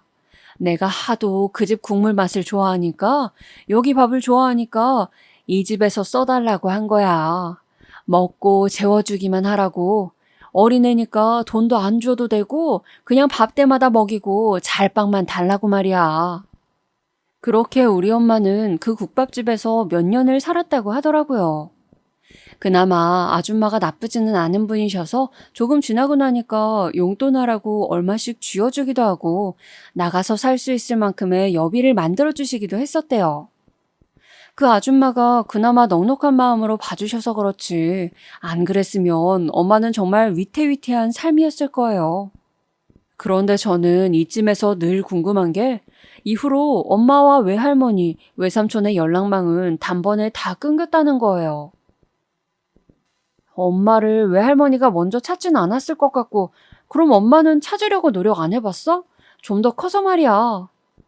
그 말에 엄마는 한참을 생각하더니 굳은 얼굴로 고개를 저으시는데 이 부분은 참 마음이 아팠어요. 뭐하러 찾아? 찾아도 별 수 없지. 살만 했으면 엄마가 나를 찾지 않았겠어? 어지간히 살기 괴롭나 보다 하고 포기하는 수밖에 없었어. 요즘이야 다들 먹고 살만 하니까 그렇게 가족들끼리 끈끈하고 웃고들 서로 찾고들 사는 거지. 우리 때는 먹을 거 없으면 찢어지는 것도 일상다반사였어. 끝끝내 엄마는 그렇게 자기 엄마와 남동생을 만나보지 못하고 그냥 본인이 이룬 가족만 보면서 살아갔답니다. 그럼 우리 엄마의 이후 인생은 평탄했냐 하니 그런 것도 아니에요. 참 이런 건 대물림이 되면 안 되는 건데 외할머니도 그렇고 우리 엄마도 그렇고 어쩜 그렇게 남편 복이 없는 걸까요? 저는 고등학생이 되었을 무렵 엄마에게 사정사정을 했었거든요. 엄마, 제발 아빠랑 이혼해. 왜 그러고 사는 거야? 아빠 맨날 저렇게 엄마 때리고 못 살게 굴잖아. 나도 이제 아빠라면 징글징글해. 나 신경 쓰지 말고 이혼해. 우리 둘이 다른 데 가서 살자, 어? 엄마는 이렇게 제가 맨날 말을 해도 듣지 않았어요. 아빠는 툭하면 술을 마시고 엄마를 괴롭히고 그걸 말리는 저에게도 험한 소리를 해가면서 온 가족들로부터 외면을 받게 되었어요. 정미야, 그러는 거 아니야. 니네 아빠 불쌍한 사람이야. 자기 집에서도 외면당하고 인생이 힘들어서 그래. 아빠가 술 먹으면 이상한 거지. 평소에는 안 그런다고. 하여간 술이 웬수야. 술을 못 먹게 해야 되는데. 이런 쓸데없는 소리를 해가면서 아빠를 감싸는 거예요. 엄마가 이렇게 아빠한테 험한 꼴을 당하면서도 감싸는 데에는 이유가 있기는 했어요. 한창 서울의 상경에서는 촌스러울 때 그지없었던 아가씨인 엄마를 우리 아빠가 점 찍어두고 결혼을 강행했었거든요. 그 당시 아빠네 집, 그러니까 우리 할머니 댁에서는 반대가 장난이 아니었다고 해요. 아이고, 이 녀석아, 어디서 저렇게 애비애미도 없고 근본도 없는 것을 갖다가 끼고 살려고 해? 네가 저 집 부모요 뭐요? 아무짝에도 쓸모없고 돈도 뭣도 인물도 없는 걸 갖다가 어쩌겠다는 거야. 우리 엄마는 그 당시도 삐쩍 말라가지고 볼품이 없긴 했지만 글쎄요, 그 당시 아빠 눈에 보기엔 어딘가 매력이 있긴 했었나 봐요. 하지만 나중에 알게 된 얘기지만 우리 아빠에게도 첫사랑 여자가 있었다고 하더군요. 엄마도 그걸 모르는 건 아니었나 봐요. 듣고 얼마나 속이 터졌는지 모른답니다. 아유, 뭐 그럴 수도 있는 거 아니냐. 니네 아빠가 엄마랑 나이 차이가 얼마나 나는데 자그마치 7살이나 차이가 났잖아. 그럼 그 전에 연애하는 여자가 있었겠지. 좌우지간 그 여자랑 같이 살고 싶었다는데 니네 할머니가 그렇게 반대를 했대. 그리고 그 여자가 얼마 못 살고 병으로 죽었다더라. 그러니 네 아빠가 그렇게 가슴에 화도 많고 한이 많은 거야. 이러면 솔직히 저도 답답하지 않겠어요? 좋게 생각하려고 해도 엄마를 이해할 수가 없었어요. 엄마는 바보야? 다른 여자 좋아했던 남자를 뭐가 좋다고 그렇게 덜렁 따라갔었대. 엄마는 속도 없어? 그런데 엄마는 그런 걸 따지는 것조차도 사치인 상황에 있었나 봐요. 그냥 조금 다정하게 말을 해주고 책임질 것처럼 말해주는 아빠에게 불만이 없었다고 하더라고요. 내가 불만 가질 게 뭐가 있냐? 내 부모도 나를 버렸어. 못 키우겠다고. 다들 자기들 팔자가 박복하다고 나를 버리고 갔단 말이야. 그런 와중에 네 아빠는 생판남인데 첫눈에 내가 좋다고 같이 살자고 하더라. 그러더니 얼마 안 되어서 결혼하겠다고 자기 집에 끌고 간 거야. 지금 엄마며 누나들이 그렇게 쌍심 지키고 반대하는데 곧 죽어도 나랑 살아야 된다고 악을 써댔어. 그러니 나는 얼마나 뭉클하겠냐? 생전 그런 사랑은 받아본 적이 없어. 이 말을 생각하면 너무 가슴이 아린 것 같아요. 물론 아빠가 결혼할 무렵이며 그리고 제가 태어나고 어릴 때까지는 그럭저럭 보통 남자들처럼 지냈을 거예요. 엄마한테 손찌검을 하고 기분대로 굴기 시작한 건 좀 더 지나서이고요. 엄마 입장에서는 남편이 자기한테 함부로 한 건 결혼 후 한참 지나서 술에 손을 대기 시작하면서부터니까 웬만하면 좋은 기억만 갖고 싶은 것 같더라고요. 아유, 답답해. 나는 몰라. 아빠 맨날 저렇게 막무가내로 술주정을 부리고 밖에서도 싸움하고 들어오잖아. 툭하면 엄마랑 나한테 풀어대고 말이야. 왜 바보같이 그냥 그러고 사는 거냐고. 제 딴엔 엄마가 안쓰러워서 그렇게 말했는데 바보 같은 우리 엄마는 해실해실 웃으면서 말을 하더군요. 저는 저런 게 남자의 사랑이라면 도저히 결혼 같은 건 할 수 없다는 생각이 들었어요. 아니야. 네 아빠는 저래도 술만 안 마시면 괜찮아. 적당히 마시면 그렇게 이쁜 말을 해주는데 많이 마시면 사람이 완전히 돌아버려서 헛짓을 하는 거야. 그러니까 조금만 먹여야 해. 이런 바보 같은 소리를 하고 있으니 제 속은 터질 수밖에요. 그렇다고 정말 저까지 엄마를 외면할 수는 없는 거잖아요. 어릴 적에 한두 번 들었던 얘기지만 외할머니로부터 그렇게 버려진 우리 엄마를 생각하면 저는 늘 가슴이 아려왔어요. 글짓기를 할 때 엄마를 주제로 하는데 그때도 몇 마디 안 쓰고 눈물이 펑펑 흘러나오더라고요. 자기를 낳아준 엄마한테 생이배를 당한 주제에 자기가 낳은 자식은 무슨 일이 있어도 끌어안고 사는 사람. 자기를 걷어준 남편에게 나중에 얻어맞으면서도 끝까지 첫 의리를 지키는 사람, 그게 바로 우리 엄마였으니까요. 그런 엄마가 좀 편해졌으면 좋겠는데 제가 22살이 되었을 무렵 급기야 큰일이 일어나고 말았어요. 저는 대학에 가고 싶었지만 집이 너무나 어려워서 여기저기 일을 하러 다니게 되었어요. 우리 엄마는 결혼을 20대에 했지만 저를 한참 늦게 낳은 편이거든요.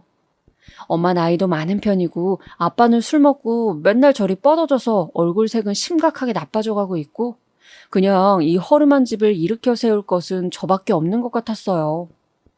그렇게 고깃집 알바며 일반 회사 아르바이트며 왔다 갔다 하면서 정말 코피 쏟을 정도로 움직이고 있었어요. 그런데 어느 날 아빠는 집에서 혼자 계시다가 그냥 그렇게 저와 엄마 중 아무도 없는 중에 그저 주무시듯 우리 곁을 떠나버린 거예요. 매일을 술병을 생명처럼 여기고 살던 아빠였고 단 한 번도 부모로서 좋은 감정을 가져본 적이 없었지만 그렇게 생을 마감할 줄은 정말 꿈에도 몰랐어요. 너무 어이가 없고 황망한 기분으로 급히 장례를 치르게 되었고 아무것도 할 줄 모르는 저를 대신하여 제가 알바하는 곳 두 군데의 어른들이 와주셔서 이래저래 알려주시기도 하고 정말 이때 가족보다 남들이 더 저를 살뜰하게 챙겨주더군요. 우리 엄마는 그 와중에 엄청 충격을 받았던 것 같아요. 아빠가 돌아가셨다고 저에게 전화로 알려온 것이 엄마였지만 장례를 치르고 한동안 엄마는 일을 나갈 수가 없었답니다. 엄마 괜찮아? 오늘은 좀 일어날 수 있겠어? 이제 그만 기운 좀 차려야지. 언제까지 그러고 있을 거야, 엄마. 이렇게 아무리 말을 걸어도 엄마는 우울해하면서 일어나질 못했어요. 하지만 며칠 안가 더 충격적인 소식을 듣게 되었으니 가뜩이나 살기 바쁘고 험난해 죽겠는데 아빠는 우리 앞으로 빚을 남겨두고 간 거예요. 저도 이때 뭘 몰랐던지라 일정 기간 안에 상속 포기를 하면 빚이 저에게 안 온다는 사실도 알지 못했어요. 우울해하는 엄마를 보며 저까지 처져 있다 보니 집안으로 날아드는 고지서들을 제대로 들여다볼 틈도 없었고요. 나중에 알게 된 빚은 대체 아빠는 어디서 그런 돈을 쓰고 다닌 건지 아무리 좋게 보려고 해도 최소 노름 정도는 했어야 가능하겠더라고요. 빚도 안 들어오는 그 허름한 집에서 세 식구가 살고 있고 둘은 벌고 있는데 안 벌고 맨날 술만 먹고 있는 한 명이 혼자 진 빚만 1억이에요. 믿어지시나요? 이 사실을 알고 엄마는 뒤늦게 정신을 차리셨답니다. 내가 더 이상 이러고 앉아있을 수가 없어. 너한테까지 그 빚을 물려줄 수가 없다. 엄마는 이때 그 어느 때보다 절망스러워 보였고 늙음하게 자기를 괴롭히긴 했지만 그래도 최초의 가족이었던 아빠에 대해 조금은 자각이 되신 것 같아요. 좋은 점으로 억지로 기억하려고 했지만 결국 가는 날 무렵에 아주 거대한 포탄을 우리에게 던지고 간 셈이니까요. 우리 할머니네 식구들, 그러니까 엄마에게 있어 시댁 식구인 할머니며 고모들은 이 사실을 알고도 조금도 도와주지 않았어요. 오죽하면 제가 답답해서 사정을 하는데도 들어주지 않으시더군요. 그중 둘째 고모가 얼마나 말을 얼처겁게 했는지 몰라요. 얘, 니네 아빠랑 우리랑 연락 끊고 산 게 벌써 10년이야. 니네 할머니 아들 어떻게 사는지도 모르고 살았어. 니네 엄마도 양심이 있으면 며느리가 돼갖고 먼저 연락이라도 하고 찾아뵈고 했었어야지. 지금 이렇게 죽고 난 다음에 빚이 얼마 있더라 같이 갚아달라 하면 너 같으면 얼씨구나 갚아줄 생각이 나겠어? 니네들끼리 꽁냥꽁냥 살면서 생긴 빚 아니야? 그거 어디 콩고물 우리한테 조금이라도 줬어? 아주 그렇게 쌍심 지키고 반대하는 결혼하더니 아주 꼴이 좋다. 죽을 때까지 갚으면서 살라고 해. 이 말은 차마 우리 엄마한테 전할 수가 없을 정도로 무섭디 무섭고 정남이가 떨어지는 말이더라고요. 우리 엄마가 무슨 자기 남동생을 그리고 할머니에게 있어 아들이었을 우리 아빠를 뺏어갔다는 말투로 말하니까 말이에요. 이때 저는 공연히 연락을 했다가 더 큰 상처를 입게 되었고 우리 엄마가 정말 말할 수 없을 정도로 더 가엾게 느껴지더라고요. 힘든 마음을 안고 그냥 그렇게 터덜터덜 혼자 돌아왔어요. 묵묵히 저와 엄마는 정말 아주 지독할 정도로 빚을 갚아내는 수밖에 없었답니다. 당시 당장 먹고 살 것도 없어서 한 달치 봉급을 있는 대로 다 쏟아내야 했던 우리 집은 이후로 뭘 더 어떻게 해서 빚을 갚을 수 있을지 답이 없더군요. 엄마는 차마 빚의 그림자만큼은 제 곁에서 치워내지를 못했어요. 그때 엄마가 어마어마하게 가슴을 치며 우셨답니다. 어쩜 이렇게 인생이 풀리질 않는 건지. 그렇게 옴짝달싹 못하고 열심히 살았는데 서방은 죽고 남는 건 빚뿐이라니. 아이고 내 팔자야. 얼마 나눠져 있지도 않은 이 비좁은 공간인 집안에서 엄마가 아무리 숨죽여 온다고 한들 저에게 소리는 선명하게 들려왔어요. 그때 엄마는 나이도 많고 딱히 할 수 있는 일이 없어서 빌딩 청소를 하러 다니셨답니다.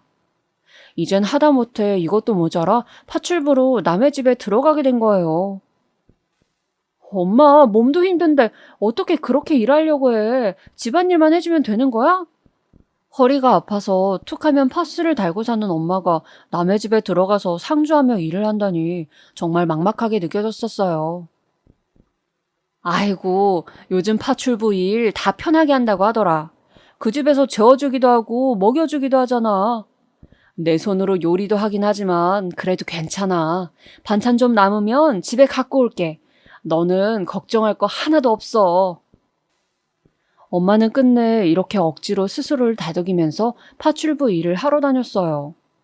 주중에는 그 집에서 자고 애기도 봐주고 주말에 우리 집으로 쉬러 돌아오는 스케줄이었는데요. 당시 불안했던 제 예상이 그대로 맞아떨어지더라고요. 한창 결혼해서 아기를 낳은 새댁집에 엄마가 들어가게 되었는데 그 집 친정엄마라는 사람이 그렇게 우리 엄마를 무시해댔어요. 여기저기 끌고 다니면서 심부름도 시키고 백화점에 가서 쇼핑한 것도 다 엄마가 들고 다니게 하고 말이에요. 왜 엄마가 강남백화점까지 다녀왔어? 엄마는 그 집에서 그냥 청소해주고 밥해주고 애기 봐주는 조건으로 들어간 거잖아. 왜 그 집 아줌마가 데리고 다닌다고 다 끌려다니냐고. 아이고 힘들 것 하나도 없어. 가면 나도 백화점 밥도 얻어먹고 사모님이 차로 태워다주고 또 데려다주잖아. 나도 그 짝공기도 맡아보고 좋아. 괜찮다니까. 저만 이렇게 답답해하면서 뭐가 싫다 좋다 소리를 하는 것 같아서 참았는데 어느 날 한번 마주한 그 집 사모님이란 작자는 진짜 별로더라고요. 저를 아주 거만하게 내려다보더니 제가 있는 앞에서 우리 엄마를 함부로 대하는 거 있죠?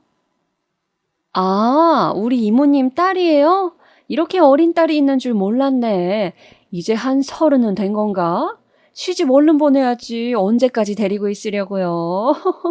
아, 맞다. 이모님, 이것 좀 꺼내줘봐요. 제가 너무 무르게 생각한 건진 모르겠지만 그래도 자기가 돈 주고 쓰는 사람의 가족이랑 마주친 건데 그 앞에서 너무 엄마를 부려먹더라고요. 그러나 중에 엄마는 불만이 하나도 없고 그저 돈 많이 준다며 좋아하는 걸 보니 제가 더 이상 딴지 걸면 안 될 것 같았어요. 그런 엄마에게 고민이 하나 있었으니 바로 제 결혼이었어요. 저는 그딴 거 전혀 생각이 없는데 말이에요. 엄마, 결혼은 무슨 결혼이야. 결혼해서 나 같은 자식 낳고 또 이렇게 힘들게 살라고? 여지껏 엄마는 살아온 과정을 봐봐. 이제 그만 그 대를 끊어야 되지 않겠어? 또 엄마 같은 인생을 사는 딸, 아니면 나같이 이제 이 신세대에 맞게 빚에 치여서 사는 딸, 또 새롭게 고생하는 애를 낳을 텐데 뭐하러 그렇게 사냐고. 그런 얘기 아예 하지 마. 하지만 엄마는 대학도 제대로 못 다니고 취업도 변변찮게 못하고 이 나이에 알바만 떠돌고 있는 제 입장은 생각도 안 하는 것 같았어요. 사실 저도 중간에 마음에 들어했던 남자가 있긴 했지만 그 사람은 정말 제가 조금도 안중에 없더라고요. 나름 저도 눈이 있다 보니 외모가 훤칠하고 깨끗해 보이는 청년을 한 명 마음에 두게 되었는데 전혀 저랑 다른 선상에 있는 웬 여자애랑 덜컥 연애를 해버렸어요. 그래서 마음이 떠있는 사이 참 아이러니하고 괘씸하게도 말이에요. 연애를 하던 와중에 이 청년이 저에게 말을 걸어오지 뭐예요. 저 예전부터 누나가 너무 편하게 느껴지더라고요. 제가 지금 유진이랑 만나는 건 아시죠? 근데 아무래도 너무 안 맞고 애처럼 징징거리니까 스트레스를 받고 있어요. 이렇게 힘들려고 연애하는 게 아닌데 마음이 너무 복잡하네요. 그러니까 요는 여자애랑 만나고 있지만 마음이 어려우니 종종 저에게 상담을 해도 되겠냐고 하더군요. 저도 하도 연애 경험이 없다 보니 처음엔 멍청하게도 그냥 그렇구나 하고 말았어요. 그런데 나중에 다른 친구가 듣더니 기겁을 하는 거예요. 야, 너 정신 차려. 그거 대놓고 양다리를 하겠다는 거 아니야? 걔 눈에 네가 얼마나 만만해 보였으면 그런 소리를 면전해놓고서 하냐? 자기 여친한테 안 들키면서 즐길 수 있고 언제든 들키면 단번에 버릴 수 있는 여자한테 그러는 거라고. 순간 친구 말이 너무 적나라해서 화가 났었지만 그래도 별 수 없잖아요. 갈수록 스트레스가 심해지면서 결국 연락을 끊어버리게 되었어요.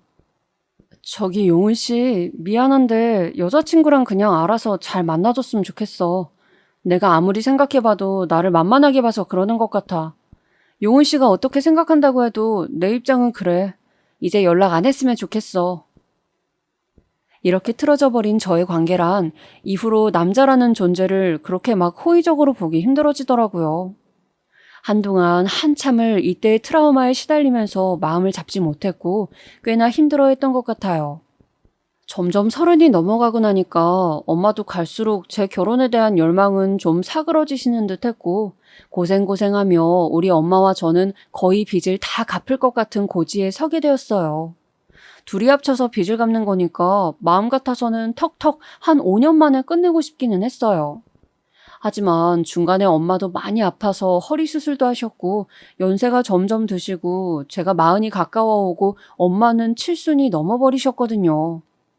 그러니 어영부영 늦어지는 텀이 있어서 그리 뜻대로 되지는 않더군요. 그런데 막판에도 끝까지 일을 놓지 않고 힘들게 사셨던 엄마에게 큰일이 일어나고 말았어요. 어쩌면 제 인생에서 그렇게 늘 답답해하고 짐처럼 여기고 저를 화나게 했던 사람 우리 엄마는 저에게 있어 정말 간절한 생명줄 같은 존재였나 봐요. 엄마에게 일이 생기자마자 저는 거의 얼마간 받아들이질 못해서 방황했거든요. 술도 못하는 제가 이런 때에 술이라도 마셔야 하나 싶을 정도로 어지러운 기분이 들었어요. 이유인즉슨 엄마가 암 판정을 받으셨거든요. 연세가 많으신 편이라고는 하나 부모에게 생긴 커다란 질병 앞에 웬만하게 이성적으로 받아들이긴 힘든 것 같아요. 아빠를 그렇게 어영부영 보냈지만 그리고 아빠는 엄청 인생을 불성실하게 대했으니 어쩔 수 없다고 생각했어요. 그런데 우리 엄마는요. 제가 여기까지 적어온 내용으로 다들 대강은 아시겠지만 엄마 정말 열심히 사셨어요.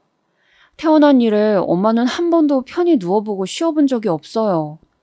아직까지 제 가슴을 정말 아프게 하는 말은 바로 그 말, 아빠에 대한 감상이에요.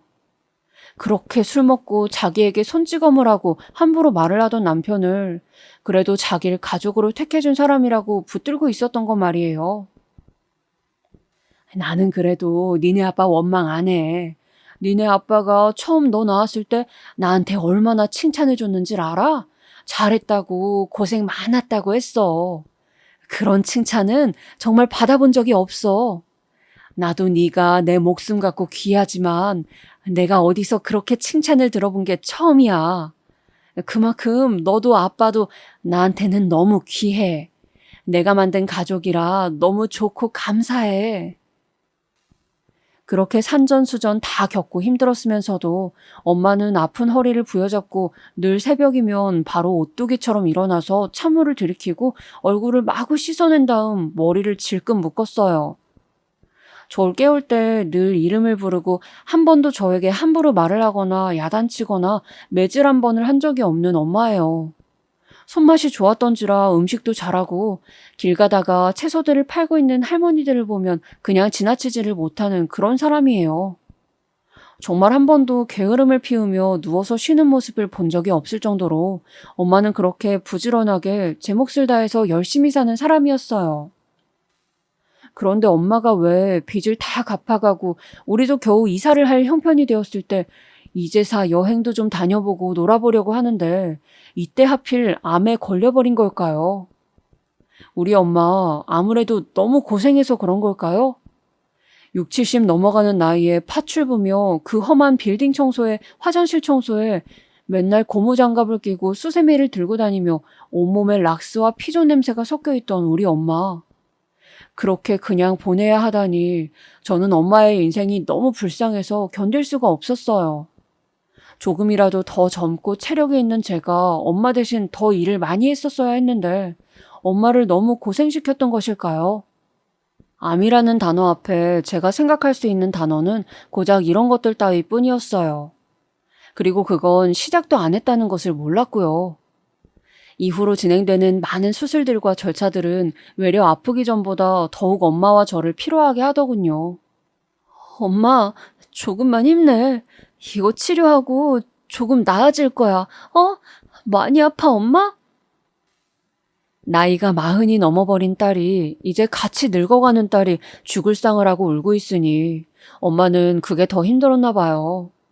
울지 말라고 계속 연신 쭈그러진 제 미간을 억지로 잡아 누르면서 말하시더라고요. 정미야, 엄마 괜찮아. 울지 마, 울지 마, 이 녀석아.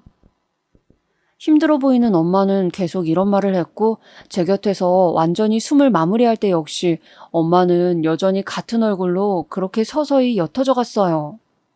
엄마의 손을 놓을 수가 없어서 한참을 쥐고 있던 저는 도저히 엄마의 얼굴을 마주할 자신이 없어 고개를 들지 못했어요.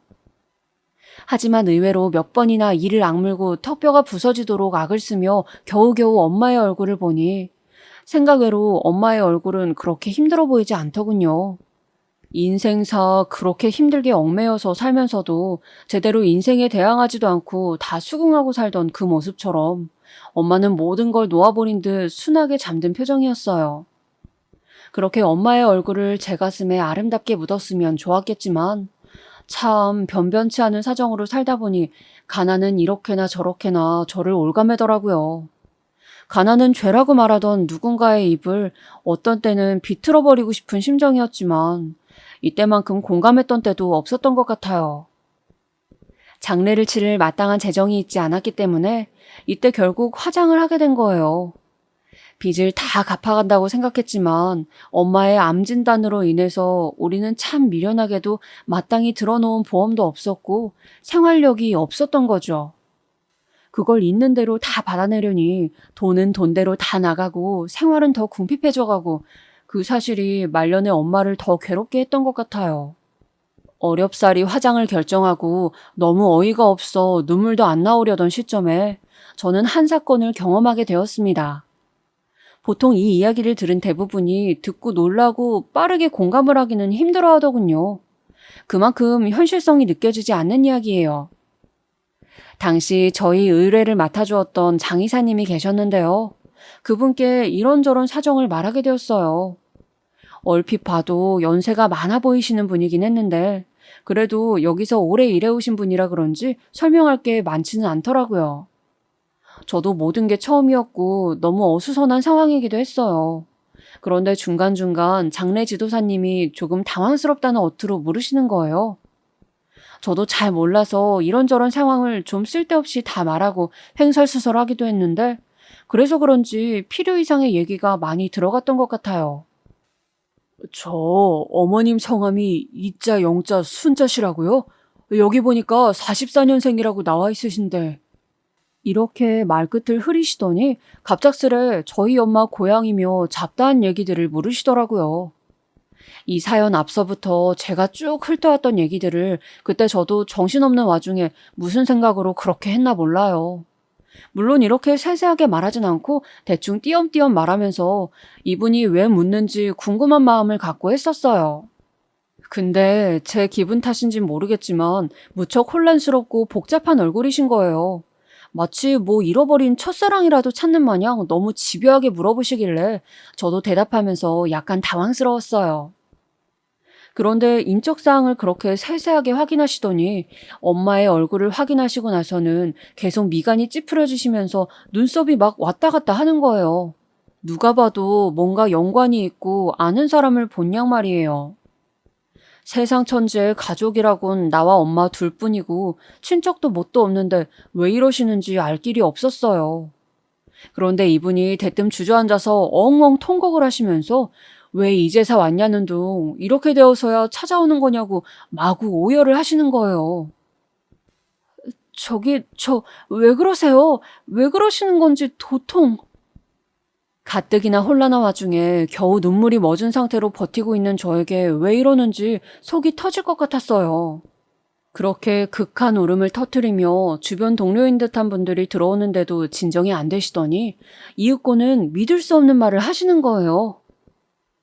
누님, 누님, 누님. 이 말을 듣고 도저히 멀쩡하게 서 있을 수가 없어 저도 모르게 장 이사님 얼굴을 연신 쳐다보게 되었어요. 네? 누님이요? 그날 처음 마주한 어르신께서 온 얼굴을 부여잡고 통곡을 하면서 누님 소리를 하시니 놀랄 수밖에 없었어요. 진정이 안 되어서 계속 그렇게 눈물을 터뜨리시는 것을 몇 분쯤 지켜보고 있자니 조금 시간이 지나 그제서 저에게 사정을 얘기해 주시는데요. 저는 정말 꿈에도 몰랐어요.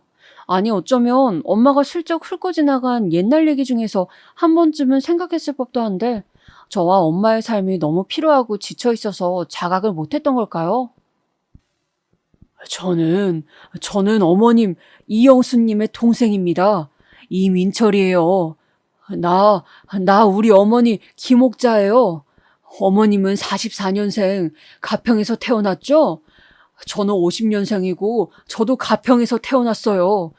우리 어머니가 누님이 하나 있다고 했어요. 계속 말을 했어요. 보고 싶다고 죽기까지 눈을 못 감으셨어요. 이후로 벌어진 일은 너무 저에게 받아들이기 버거운 이야기뿐이었어요. 다른 데도 아닌 우리 엄마의 지루하고 고루한 투병 끝에 이어진 장례 앞에 그것도 병원 장례식에서 이런저런 사정을 이제서 말해오는 분이 우리를 담당한 장의사님이라니.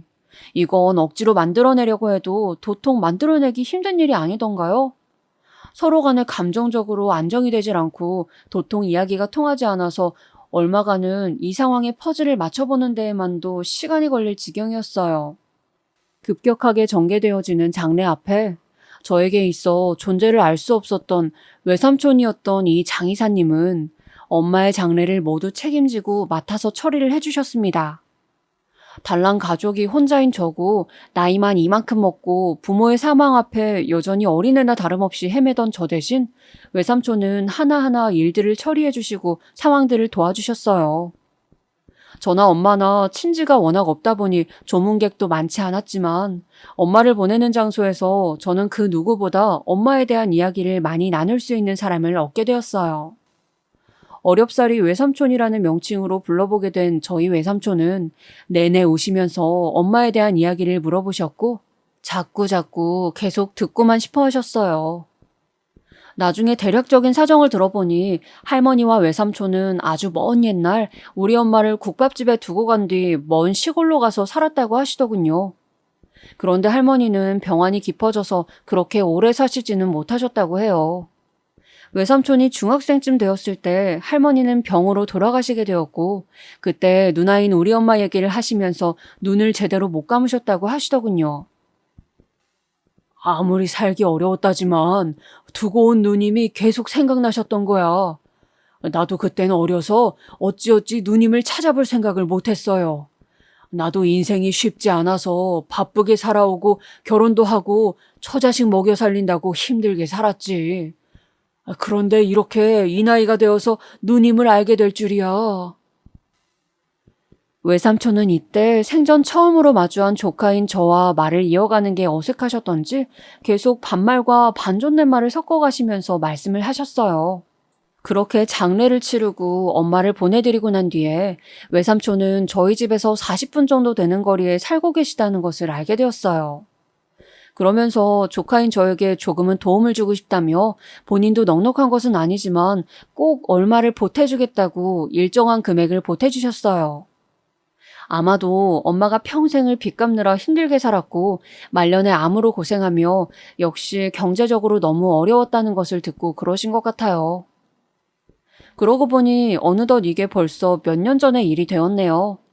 당시엔 순식간에 고아가 되어버린 느낌이 들어 가슴이 답답하고 힘들었는데 이렇게 갑작스럽게 찾아온 외삼촌의 존재는 여전히 몇 년째 새삼스럽게 느껴져요. 연락을 자주 할 때에는 한 달에 한 번 정도, 그리고 1년에 한 번 추석 때에는 꼭 외삼촌 댁에 찾아가서 뵙고 있어요. 엄마랑도 명절을 그리 보내지 못했던 것 같은데 아주 잠깐이지만 가서 인사를 드리고 송편이나 반찬 같은 것들을 얻어오고 있네요. 외삼촌은 아직도 조금 어색하신지 저를 이름으로 부르시진 않아요. 늘 이름을 생략하고 뒷말만 하시는데 저는 그 멋쩍은 말투에 늘 크게 위안을 받는 것 같아요.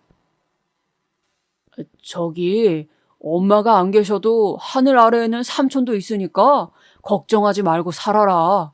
언제든 힘든 거 있으면 얘기하고, 알았지? 사실 엄마가 살아계실 때, 아니, 암으로 투병하실 때만이라도 마주했으면 얼마나 좋았을까 생각이 들어요. 왜 이 생각이 안 들었겠어요? 그래도 이제는 이쯤 되니 시간이 좀 지나고 나니 그냥 세상살이 상황이 일어나는 대로 받아들이게 되는 것 같아요. 엄마는 어땠을까? 이 땅 아래 나를 혼자 두고 가면서 엄마 마음은 어땠을까 싶지만 마지막 엄마의 얼굴은 아주 편안했어요. 그 하나에 그리고 암만 생각해도 실감이 나지 않는 그 순간에 외삼촌을 만나 뵙게 된 것으로 저는 삶에 큰 위안을 가지려고 해요. 저야 늘 지질이 복도 없는 집안이라고 늘상 원망하며 살아왔지만 당사자인 엄마는 아주 편안한 얼굴로 마무리를 지었어요. 저도 그렇게 편안한 얼굴로 문을 닫을 날을 생각해보며 엄마의 에너지를 그대로 이어서 살아보려고 합니다. 들어주셔서 감사합니다.